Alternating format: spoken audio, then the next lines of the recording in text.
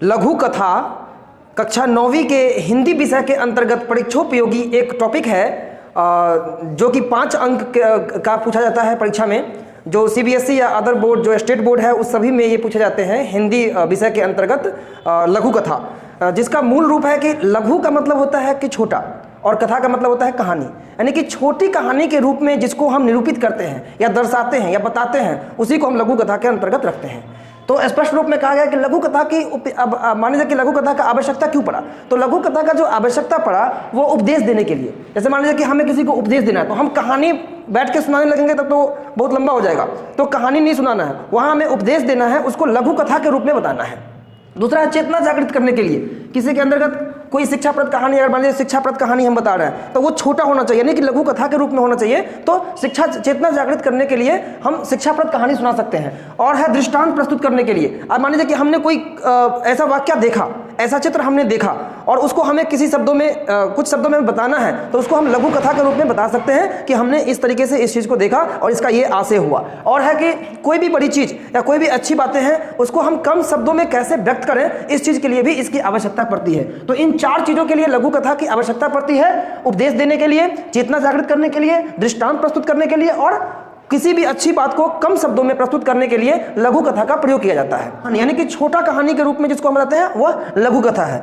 लघु कथा जो है यह गद्य की एक मूल विद्या है, यानी कि गद्य पर ही आधारित एक विषय है जिसको हम छोटी और एक सीमित भाषा में प्रयोग करते हैं, सीमित शब्दों में इसका उपयोग करते हैं और इसका आकार छोटा होता है, इसलिए इसको हम यानी कि हम सीमित भाषा में उपयोग करते हैं, सीमित शब्दों में उपयोग करते हैं, इसलिए इसका आकार छोटा होता है। और इसमें कथा का जो है ना सभी तत्व मौजूद होता है, यानी कि हम कोई कथा लिखते हैं तो उस कथा का जितने तत्व होते हैं वो सभी तत्व इसमें मौजूद होते हैं और इसलिए इसको हम लघु कथा बोलते हैं। तो इसके मान लीजिए कथा के जो मूल तत्व होते हैं वो होते हैं कथा वस्तु, यानी कि कोई भी कथा का कुछ वस्तु होना चाहिए, तो कथा वस्तु भी इसमें मौजूद होता है। पात्र, अब कोई कहानी कहेंगे या कथा कहेंगे तो उसमें कोई ना कोई पात्र होगा, तो इसमें लघु कथा में हम मूलतः 2 या 3 इससे अधिक पात्र की हम व्याख्या नहीं करते हैं। और उसका वातावरण, यानी कि कहानी का जो माहौल है वो पूरा कहानी का माहौल बनना चाहिए। और उसके बाद है संवाद, कहानी में ऐसा, लघु कथा में ऐसा होना चाहिए कि जो हमारा पात्र है उस पात्र के बीच में कुछ संवाद भी हो रहा है, यानी बातचीत भी हो रही हो। और भाषा शैली, यानी कि हम हिंदी भाषा शैली का मूल रूप से प्रयोग करते हुए हम इस कथा को निरूपित करें। और इसका कुछ उद्देश्य भी होना चाहिए, जो मूल तत्व है इसका भी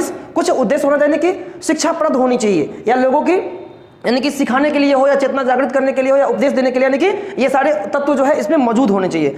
और उसके बाद जो लघु कथा जो होता है, लघु कथा जो हम एग्जाम में जो लेखन करते हैं उसमें अगर हम रचनात्मकता, यानी कि रचनात्मकता पर ध्यान देते हैं, यानी कि कल्पनाशील, यानी इतना हम सोच करके लिखते हैं, एक कुछ नई भाषा का प्रयोग करते हैं, तो वहाँ पे हमें अधिक से अधिक 2 अंक मिलते हैं, 2 अंक मिलने की संभावना होती है। फिर अगर संवाद से हमें 1 अंक मिलता है और रोचक भाषा अगर लिखते हैं तो वहाँ से 1 अंक। और निरंतरता, कहानी में ऐसा नहीं कि कहानी को कहीं से कहीं ले गए, कहानी में एक निरंतरता बनी होनी चाहिए कि कहानी का जो एक के बाद एक जो घटना है उस जो हमने देखा है, जो हमने सुना है उसको हमें बताना है, जो हमने सोचा है, जो हमने समझा है उसको हमें बताना है, तो उसकी निरंतरता बनी रहनी चाहिए। तो उसके लिए हमें 1 अंक मिलना, यानी कि इसमें जो 5 अंक जो मिलते हैं लघु कथा में, लघु कथा लेखन में हमें हिंदी विषय में 5 अंक के लिए यह एप्लीकेबल है, यानी 5 अंक मिलते हैं, जिसमें से 2 अंक कल्पनाशीलता और रचनात्मकता पर होता है, संवाद अगर हम उसमें इंक्लूड करते हैं तो 1 अंक, रोचक भाषा लिखते हैं तो 1 अंक और निरंतरता बनी रहती है तो 1 अंक, यानी कुल मिलाकर के 5 अंक हमें यह टॉपिक दिला सकता है। यानी कि लघु कथा 5 अंकों का पूछा जाता है।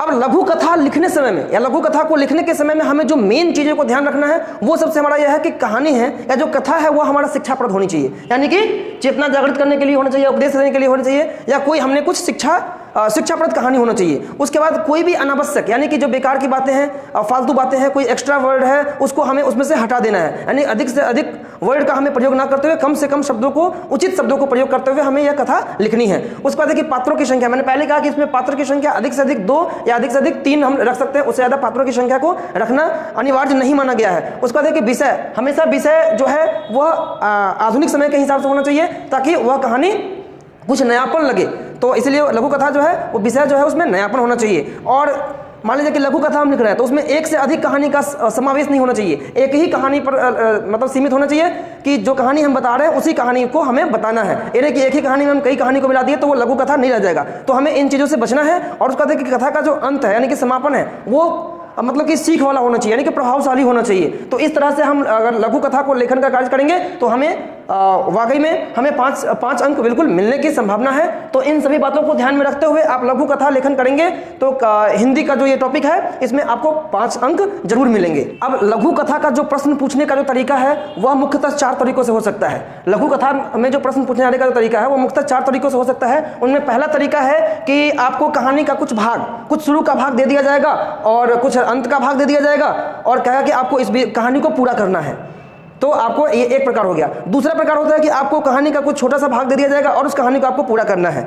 और तीसरा भाग रहेगा कि कोई एक दृश्य दे दिया जाएगा, कोई एक दृश्य दे दिया जाएगा और उस दृश्य को देखते हुए उसमें शिक्षाप्रद कहानी को आपको, लघु कथा को आपको बताना है। और चौथा है कि आपको शीर्षक दिया रहेगा, उस शीर्षक के उपरांत में आपको लघु कथा बताना है। तो इन 4 तरीकों से लघु कथा में जो प्रश्न पूछे जाते हैं वो इन्हीं तरीकों से पूछे जाते हैं। मैं एक एग्जांपल देना चाहूँगा कि जैसे मान लीजिए कि आपका पहला जो ऑप्शन है कि मान लीजिए प्रश्न पूछने का जो तरीका है उसमें कहानी का कुछ भाग दे दिया जाएगा। तो मान लीजिए कि आपको कहानी का कुछ भाग दे दिया रहेगा कि एक गांव में एक किसान रहता था, उनके 2 बेटे थे और किसान ने अपने दोनों बेटों को एक गाय दिया और कहा कि इसकी सेवा करके तुम लोग अपना जीवन यापन करो, और उसके बाद वो किसान मर गए।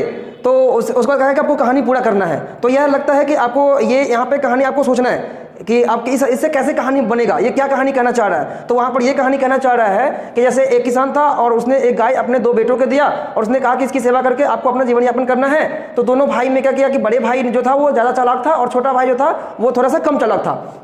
तो बड़े भाई ने चालाकी से उन्होंने ये किया कि छोटे भाई को बोला कि तुम आगे का भाग ले लो और मैं पीछे का भाग की गाय का सेवा करूंगा।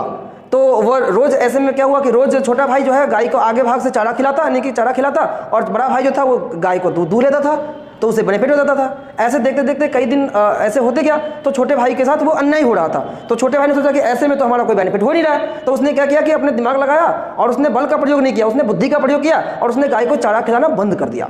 तो गाय को चारा खिलाना बंद कर दिया तो गाय धीरे धीरे क्या हो गई, सूखती चली गई। और जैसे ही वो गाय को, बड़ा भाई जैसे गाय को दूध निकालने के लिए जाता तो वो गाय गुस्से में, क्योंकि भूख से मारती रहती थी, तो उसमें क्या हुआ कि देखा, बड़ा भाई ने देखा कि ऐसे तो काम नहीं चलेगा। फिर बड़े भाई ने छोटे भाई से सुलह कर लिया और बोला कि हम दोनों भाई मिलकर सेवा करेंगे और हम दोनों भाई इसकी जो दूध मिलेगी हम दोनों भाई बांट लिया करेंगे। तो छोटे भाई ने अकलमंदी से बड़े भाई के साथ सुलह करके अपना काम निकाल लिया, यानी बल का प्रयोग नहीं किया। तो ये कहानी का शीर्षक अगर हम देना चाहेंगे तो न्याय अन्याय, क्योंकि छोटे भाई के साथ अन्याय हो रहा था और उसमें न्याय नहीं मिल पा रहा था, लेकिन छोटे भाई ने बुद्धि से अपना मतलब कि न्याय पा लिया। तो ये एक तरीका रहेगा। दूसरा तरीका रहेगा कि आपको एक पिक्चर दे दिया जाएगा और मान लीजिए उसके बारे में कहेगा कि आपको लघु कथा लिखना है। तो उस पिक्चर को पहले आपको देखना है, फिर उसके बारे में आपको कल्पना करना है कि आखिर ये पिक्चर क्या कहना चाह रहा है, फिर उसमें आपको कहानी बना करके लिखना है। और जो अंतिम है वह है शीर्षक के पर आधारित लघु कथा। तो शीर्षक मान लीजिए दिया रहेगा, जैसे एकता में बल। एकता में बल आपने सुना होगा। एकता में बल अगर शीर्षक दिया जाता है तो वहां पर आपको लिख सकते हैं, एक लकड़हारा था, उसके 5 या 6 बेटे थे और उसने लकड़ी के गट्ठर एक एक करके तोड़ने को दिया, सबने तोड़ दिया, लेकिन इकट्ठा करके तोड़ने को दिया तो किसी ने तोड़ नहीं पाया। तो वो एकता में बल की कहानी जो है को दर्शाता है, यानी कि शिक्षा देता है कि एकता में बल होता है। तो इस तरह के शीर्षक आधारित कहानियां होंगी, लघु कथा लिखने होंगे। तो इन 4 तरीके से आपको लघु कथा लिखने को मिल सकते हैं, प्रश्न आ सकते हैं। तो इसके लिए आप तैयार हो जाइए। जो आपका पूरे लघु कथा लिखने का जो प्रोसीजर है, जो तरीका है, इसको आप समझ करके और आप अच्छे से बेहतर तरीके से लघु कथा लिखिए। धन्यवाद।